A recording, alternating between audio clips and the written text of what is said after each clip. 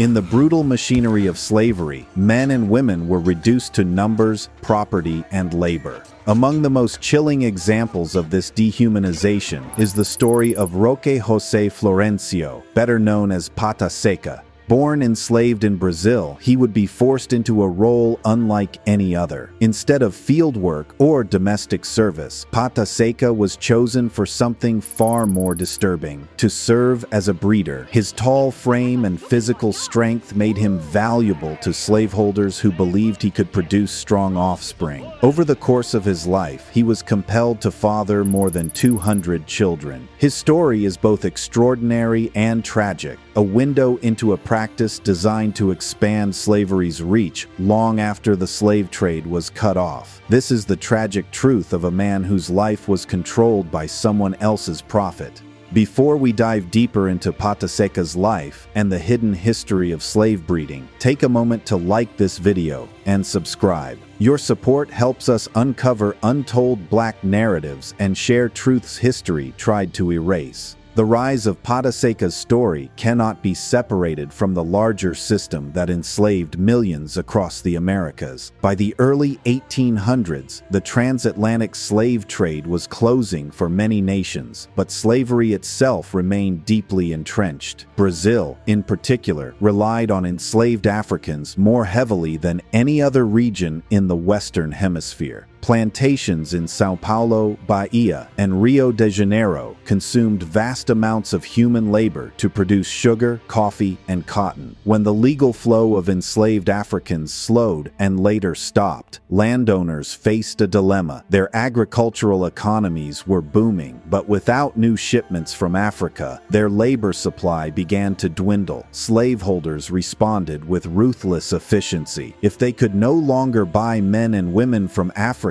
they would generate their own labor force by manipulating the bodies of those already enslaved. This practice became known as slave breeding. Women were forced into cycles of childbirth not for family or legacy, but for the profit of the estate. Men were selected for physical size, strength, and perceived fertility, then compelled to impregnate enslaved women chosen by the master. The process was systematic, calculated, and stripped of humanity. In this context, Pataseka's life took its shape. Roque José Florêncio, later called Pataseka, was born in Sorocaba, a town in São Paulo state. The exact year of his birth is difficult to verify, but it is believed he entered the world in the early 19th century, during a time when slavery was still thriving in Brazil. From a young age, his unusual height and build marked him as different. By adulthood, he stood more than 7 feet tall, his thin legs and large hands making him a striking figure. Among the enslaved community, it was common for nicknames to arise from physical features, and he became known as Pata Seca, which translates to dry paw.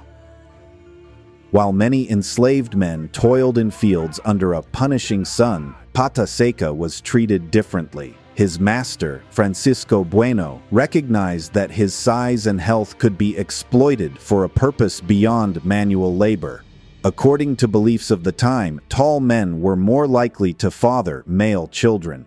Slaveholders valued male offspring because they could be forced into heavy labor, increasing productivity on the plantation. For this reason, Pataseka was singled out and forced into the role of breeder. His responsibilities went far beyond any natural human choice. Women enslaved on the same property were paired with him at the command of the master. Consent was absent. Instead, the arrangement was one of calculated exploitation. Each child born expanded the master's wealth, since the children inherited their mother's enslaved status. For the landowner, every birth represented new labor without cost, an investment that required no ships, traders, or foreign markets. This practice turned men like Pataseka into tools of reproduction. Slaveholders monitored his health with the care one might reserve for livestock. He was well fed, given regular medical checks, and spared from the exhausting field work that killed so many others. His life appeared privileged in comparison, but the privileges were hollow. They came at the cost of being reduced to a function, not a man. His relationships, his identity, and his choices were consumed by the breeding role assigned to him. The children that resulted from these forced unions carried the weight of this system. Born into slavery, they were subjected to the same deprivation and cruelty that marked plantation life. Some were sold away at young ages, separating them from mothers and siblings. Others remained on the estate, entering field labor as soon as their bodies could endure it. Unlike their father, most of them did not receive special treatment. They labored under the whip, enduring hunger and harsh punishment. For Pata Seca, this meant watching generations of children grow without recognition of kinship, since the system denied him any bond of fatherhood. The story of Pata Seca's early years on the plantation highlights the duality of his existence. On one hand, he was spared the backbreaking routines of planting and harvesting, a reality that left many men broken before reaching middle age. On the other, he was trapped in a role that robbed him of intimacy, dignity, and family. His life was controlled in every detail, from the women chosen for him to the expectations of constant fertility. The very qualities that made him stand out, his height, his strength, his health, were turned against him. Slave breeding was not unique to Brazil. Similar practices occurred in the United States and the Caribbean after the end of the transatlantic trade. Yet the scale and organization of Brazil's plantations made figures like Pata Seca especially significant. By some estimates, he fathered more than 200 children, a number so high that descendants in São Paulo today still trace their lineage back to him. In this way, he became both a symbol of survival and a reminder of the cruelty that defined slavery. His story illustrates how slavery adapted when international pressure limited the trade, turning inward to extract every ounce of profit from the bodies already in bondage. Pata Seca's tragic beginning as a breeder sets the stage for the chapters that follow. His life unfolded within a system designed to erase individuality and replace it with function. He was not permitted to be a son, a partner, or a father in the ordinary sense. Instead, he was shaped into a mechanism for continuity, forced to embody the cold calculations of an economy built on human suffering. When the international slave trade began to collapse, plantation owners faced a crisis. They needed to maintain and grow their labor force without relying on ships from Africa. What followed was a calculated effort to transform reproduction into an industry. Women were valued for their ability to bear children, and men were selected for traits that could be passed down to offspring. The process was systematic, blending superstition with ruthless economic strategy. Slaveholders evaluated women not as individuals, but as producers of wealth. Young enslaved girls often faced pressure to bear children as soon as they reached puberty. The earlier they began, the more children they could potentially deliver during their years of fertility. Slaveholders created incentives and punishments to encourage constant pregnancy. Women who had large families might be given slightly lighter work or spared the most brutal punishments, while those who resisted or failed to conceive faced harsher conditions. This approach ignored the suffering of mothers, who endured repeated childbirth with little medical care, poor nutrition, and no rest. For men, the role was equally dehumanizing. Instead of being allowed to form natural relationships, some were selected to impregnate multiple women across a plantation. Physical strength, size, and perceived health determined their fate. The men most likely to produce children seen as desirable for labor were removed from ordinary routines and placed in positions similar to Pata Seca's.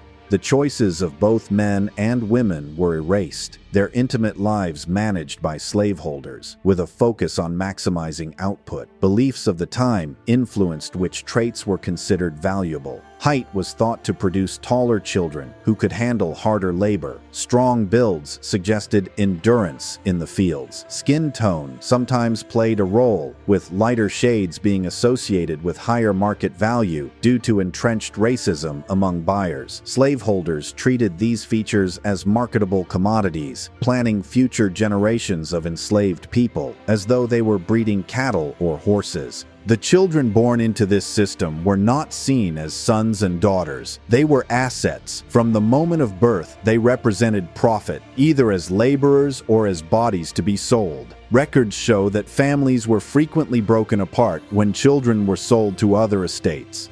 This ensured that ties of affection would not interfere with the economic cycle.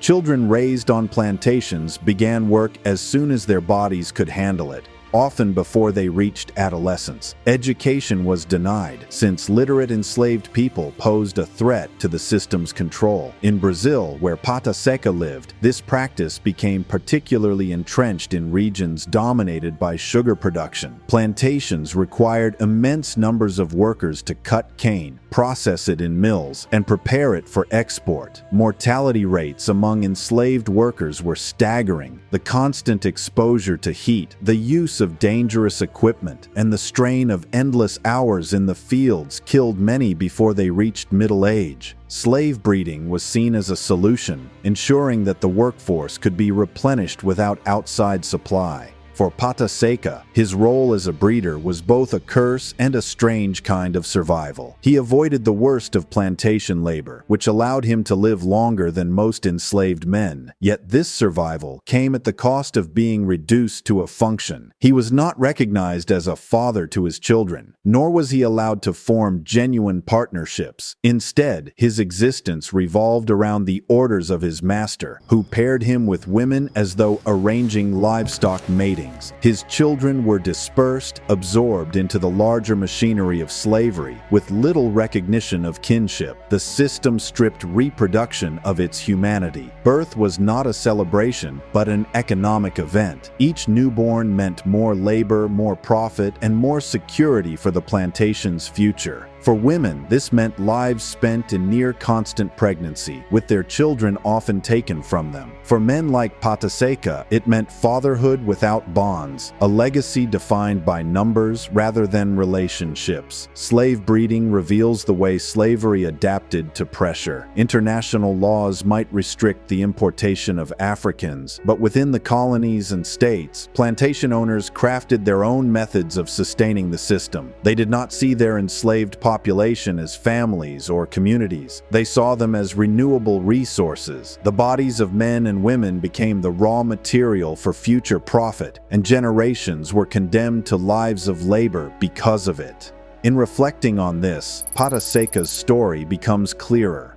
His size and health, qualities that should have belonged to him alone, were turned into the justification for a lifetime of reproductive exploitation. His children, numbering in the hundreds, carried forward the cycle. They became workers, servants, and commodities, spread across estates in São Paulo and beyond. His life shows how deeply the institution of slavery penetrated the most personal aspects of human existence. The mechanics of slave breeding highlight not only the cruelty of the system, but also its calculated nature. Every choice made by slaveholders was directed toward profit. The result was a society where family, love, and identity were routinely dismantled to feed the demands of an economy built on bondage. Pata Seca's experience as a breeder reflects this system in its starkest form, a reminder of how far slaveholders would go to preserve their power and wealth. Plantation life in Brazil was a world of strict hierarchies, constant surveillance, and relentless work. Enslaved people were at the bottom of this system, their every movement dictated by overseers and owners. For most, the day began before dawn and stretched until long after the sun set. Work was not only exhausting, but also life-threatening, especially in the sugar industry, where machinery and fire combined with brutal hours to create deadly conditions.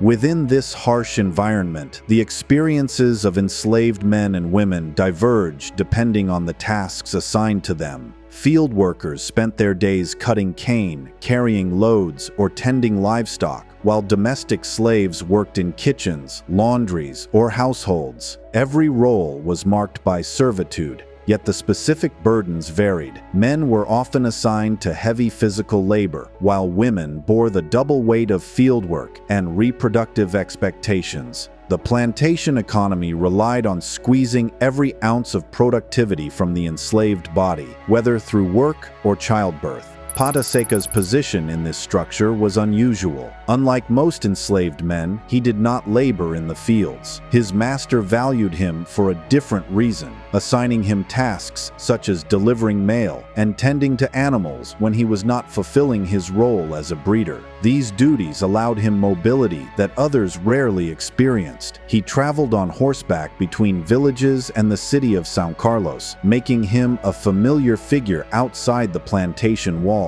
This freedom of movement distinguished him, but it did not free him. Every privilege he enjoyed was conditional on his ability to produce children. Enslaved women on the same plantation endured a much different life. Many were paired with Pata Seca against their will, forced to bear children in conditions that offered no rest or real care. Their bodies were monitored as closely as his, with pregnancies tracked and outcomes noted. A woman who lost a child or failed to conceive might be punished, as her reproductive labor was considered just as valuable as her work in the fields. The trauma of these forced pairings created lasting scars, stripping women of autonomy and turning them into unwilling participants in the cycle of slavery. The children born from these unions entered a system that offered little chance for change. Infants and young children were often kept close to their mothers until they could walk and work, but separation was always a possibility.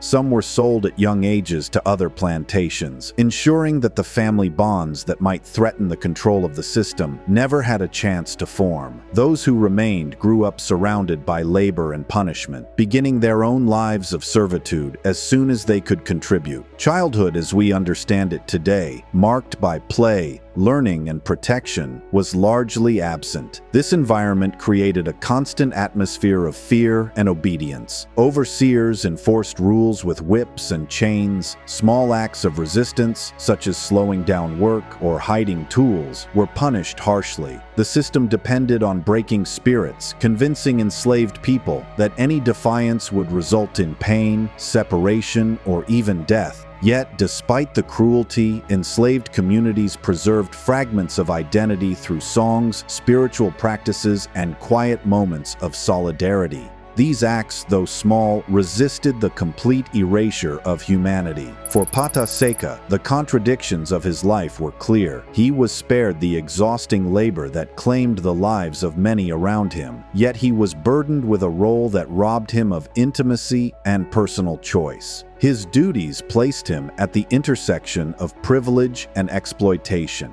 He had access to food, medical care, and limited mobility, but he was also treated as property, his relationships arranged for economic gain. The plantation offered no escape from the fact that his body belonged to another. The wider context of Brazilian slavery reveals why figures like Pata Seca became central to plantation strategy. Brazil imported more Africans than any other country in the Americas, yet the demand for labor still exceeded supply as mortality remained high. Slaveholders sought to preserve their wealth by manipulating reproduction, and individuals with physical characteristics like Pata Seca's became key to this plan. His life was not an exception, but an extreme example of the system's logic. Life inside the plantation system was not static. Enslaved people faced constant shifts in rules, tasks, and punishments depending on the owner's needs. For some, manumission, a legal path to freedom, was possible, though rare. Others hoped that running away to quilombos, communities of escaped slaves hidden in forests and mountains, might offer safety. But for the majority, including Pata Seca, life unfolded within boundaries drawn by others. Each day reinforced the message that their lives were not their own.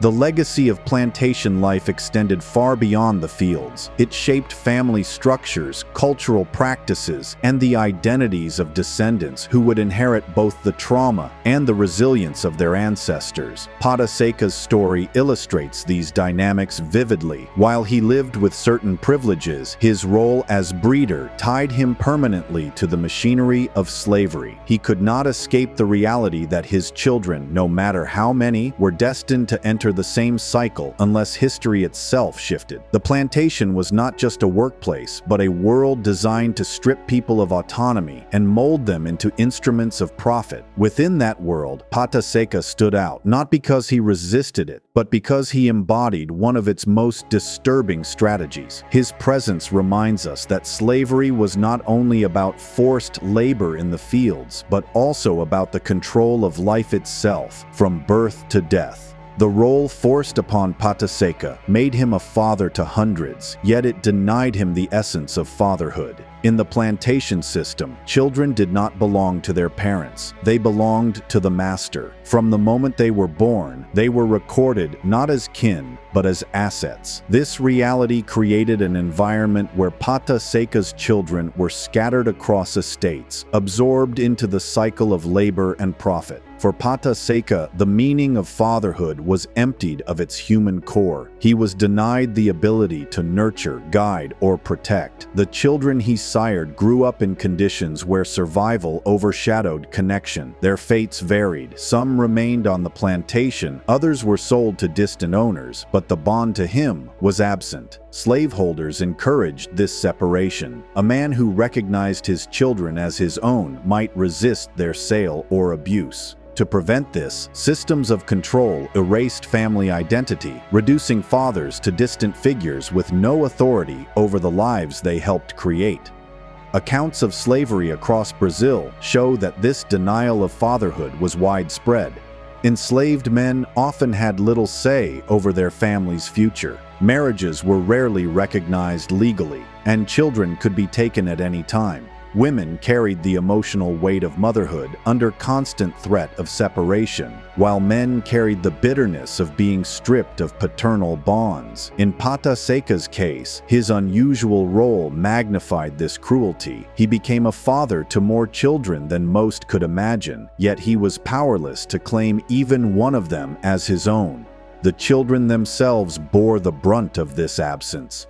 Growing up without fathers was not a choice, but a condition imposed by the system. Their earliest memories were shaped by labor rather than affection. A child might see his father in passing, working on the same estate, but the relationship carried no protection. The master's authority overshadowed every natural bond, dictating where a child would live, what labor they would perform, and when they might be sold. In this way, Pata Seca's legacy became both vast and fractured. His bloodline spread widely, yet his presence in the lives of his children was nearly non-existent. This arrangement reveals the way slavery attacked family structures at their root. It was not only the whip or the chain that enslaved, but also the destruction of kinship. By severing ties between parents and children, the system broke the continuity of culture, memory, and identity. Generations were raised without fathers, and in many cases without mothers, since the sale of children and adults alike fractured households repeatedly. The psychological toll was immense.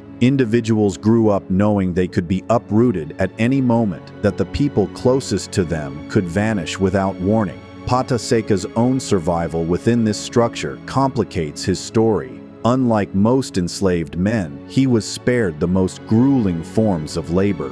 He had food, medical care, and relative mobility, yet his privileges were anchored in exploitation. His body was valued, but his humanity was erased. The very children who should have been his family were reminders of his lack of control. His owner dictated their births, their futures, and their fates. Fatherhood, which in any free context might symbolize continuity and care, became for him a role stripped of intimacy, used only to enrich another man. The historical accounts of Pata Seca's descendants reveal another dimension. Oral histories in São Paulo suggest that as many as 30% of the population in certain districts can trace lineage to him. This staggering number speaks to the scale of his forced role. Yet it also underscores how disconnected that lineage was. The descendants of Pata Seca inherited his blood, but not his presence. They represent survival, but also the deep wound left by slavery's manipulation of reproduction. Brazil's system of slavery, with its emphasis on breeding, created a society where family lines existed without recognition. A man could father hundreds, as Pata Seca did, and still die without knowing their names. A child could look into the eyes of a stranger and unknowingly see a sibling. Bonds that should have offered strength and unity were intentionally dissolved to maintain control. Pataseka's story magnifies this reality, showing how far slaveholders were willing to go in bending human relationships to their will. The tragedy of his fatherhood was not only the number of children he was forced to sire, but the absence of fatherhood itself. He lived long enough to experience freedom after abolition. Yet by then, the chance to connect with his many children was gone. Records were scarce, names were lost, and lives had been scattered. He died with his family reduced to fragments, unable to gather the children he had been compelled to produce. This truth reveals the cruelest part of his story. Pataseka was both prolific and empty of family. His descendants live today as proof of his existence, but the man himself never had the chance to live as a father.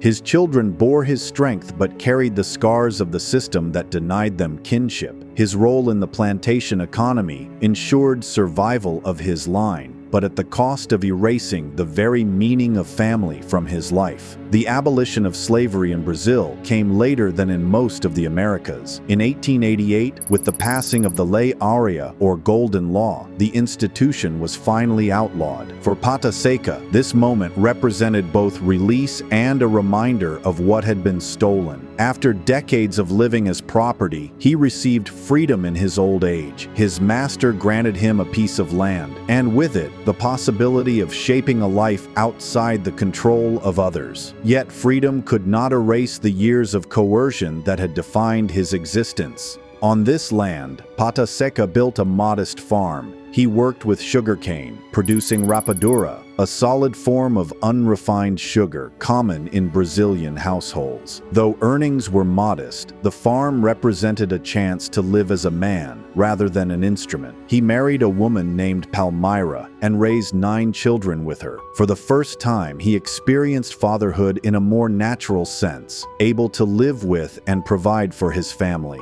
These 9 children stood apart from the hundreds he had been forced to sire under slavery. They were not property. They were his family. Even in freedom, however, the shadows of his past lingered. The vast majority of his offspring from the years of breeding remained strangers. The absence was not his choice, but the design of the system. Records were rarely kept, and when they existed, they did not link fathers to their children. Many of his descendants grew up never knowing his name, scattered across plantations or sold into distant provinces. This erasure meant that while his bloodline expanded widely, his connections did not. He lived surrounded by kin he could never recognize, a man tied to a family he could not hold. His longevity became a subject of legend. Oral traditions claim that he lived to the age of 130, passing away in 1958. Whether or not this number is exact, his long life spanned a remarkable period of Brazilian history. He witnessed the final years of slavery, the proclamation of the Republic, the turmoil of shifting governments, and even the reverberations of 2 world wars. In this sense, his life bridged 2 very different worlds, one defined by slavery and one reshaped by modern Brazil. Yet through it all, the memory of his role as a breeder defined how he was remembered. At his funeral in Santa Eudoxia, crowds gathered to honor him. Local residents sang and prayed, recognizing him as a figure of resilience. His grave became a site of memory, marked by a monument that still stands today. For some, he represented survival against extraordinary odds. For others, he embodied the cruelty of a system that used men and women as tools of profit. Both are true. His story cannot be told without acknowledging both his endurance and the exploitation that shaped his existence. In the decades since his death, researchers, descendants, and local historians have tried to piece together the meaning of Pata Seca's life. His nickname, his role, and his legend have been preserved through oral history and scattered records. Yet the gaps remain wide. Much of what is known is filtered through memory, myth, and fragments of documentation. This uncertainty reflects the broader erasure of enslaved people's stories. Plantation owners kept detailed records of profit and production, but rarely of the lives of those they enslaved. The result is that men like Pata Seca are remembered more for what they were forced to do than for who they were. The legacy of Pata Seca is visible in the people who live today. In certain districts of São Paulo, significant portions of the population can trace ancestry back to him. This reality demonstrates the scale of his forced role. At the same time, it reminds us of the distortions slavery imposed on family. Descendants inherit his blood but not his presence, a fractured legacy created by an institution that valued children as labor rather than kin.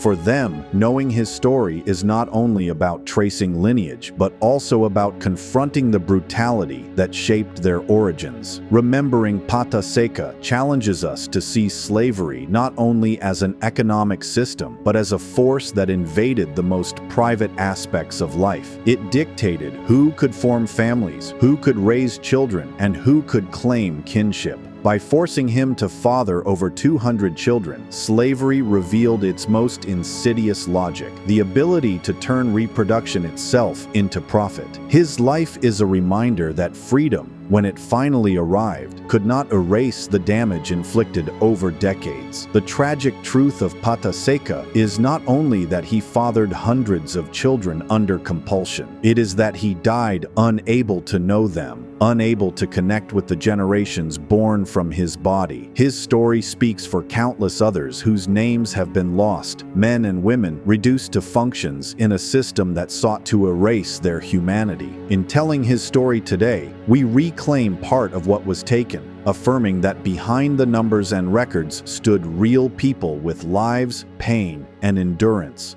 Pata Seca's life holds lessons that echo beyond Brazil. It shows how slavery adapted to restrictions, how it turned inward when external trade ended, and how it weaponized reproduction as a tool of control. His name survives not because he was free to live as he chose, but because he became a symbol of the way slavery deformed family, identity, and memory. To remember him is to confront that history honestly and to ensure that the legacy of those forced into silence is not forgotten. If this story opened your eyes to the hidden truths of slavery, help us keep these histories alive. Like this video, share it so others can learn, and subscribe for more untold Black narratives. Every view, every comment, and every share ensures these stories are remembered and passed on, never erased again.